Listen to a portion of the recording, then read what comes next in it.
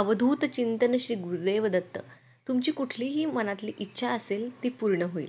गुरुवारी पिवळ्या रंगाला अतिशय महत्त्व आहे. हा रंग प्रसन्नता देणारा तर आहेच, शिवाय ऊर्जा देणाराही आहे. ती आर्थिक, शारीरिक, मानसिक अशा कोणत्याही स्वरूपात मिळू शकते. अध्यात्मात अशीच ऊर्जा वापरून अर्थात पिवळ्या वस्तूंचे दान करून आयुष्यातील अडथळ्यांवर मात करता येणार आहे. ते कसे पाहू. गुरुवारी आपण दत्तदर्शनाला अथवा स्वामींच्या किंवा आपल्या गुरूंच्या मठात जातो. मात्र त्याला थोडे वेळेचे बंधन घालायचे आहे. आपल्या सवडीने देवदर्शन न घेता गुरुवारी सकाळी 11च्या आधी देवदर्शन घ्यायचे आहे. पुढे दिल्याप्रमाणे 5 गुरुवार 5 गोष्टींचे दान करायचे आहे. पहिल्या गुरुवारी पिवळ्या रंगाचे वस्त्र दान करायचे आहे. यासाठी आपण एखाद्या गुरुजींना, पुरोहिताला, गावातल्या मंदिरातील गुरवांना पितांबर दान करू शकतो. तसेच त्यांच्या पत्नीला पिवळी साडी दान करू शकतो. ज्यांना हा उपाय शक्य नाही त्यांनी पिवळी उपकरणे गुरुजींना आणि पिवळे ब्लाऊज पीस त्यांच्या पत्नीला दान करावे. दुसऱ्या गुरुवारी पिवळे पेढे दान करावेत. एखाद्या मंदिरात गेल्यावर प्रसादात पेढा मिळाला की आपल्याला जसा आनंद होतो तसा दर्शनाला येणाऱ्या लोकांना आपल्याकडूनही यथाशक्ती पेढ्याचा प्रसाद द्यावा.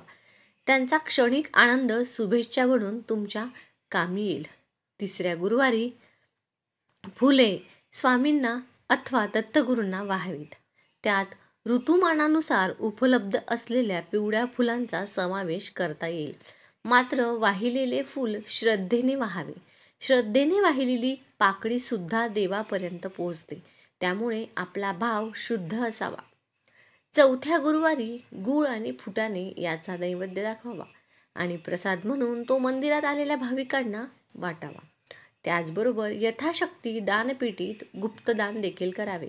आपण सतत घेण्याचा विचार करत असतो, मात्र या उपायांनी आपलीही देण्याची वृत्ती वाढते आणि आपण देवाच्या सान्निध्यात पोहोचतो.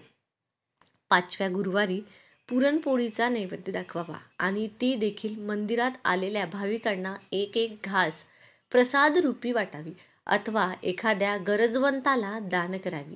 एखादे कार्य पूर्णत्वास गेले असता पूर्णावरणाचा नैवेद्य आपण दाखवतो. आपली मनोकामना भगवंत पूर्ण करेल या श्रद्धेने आपणही हा नैवेद्य दाखवायचा आहे. सलग 5 गुरुवार श्रद्धेने हा उपाय केला असता आपल्या आयुष्यातील अडथळे दूर झालेल्यांची प्रचिती आहे. स्वामीवरील श्रद्धा ढळू देऊ नका. आपली मनोकामना पूर्ण होईपर्यंत दर गुरुवारी सकाळी देवदर्शनाची वेळ पाळावी.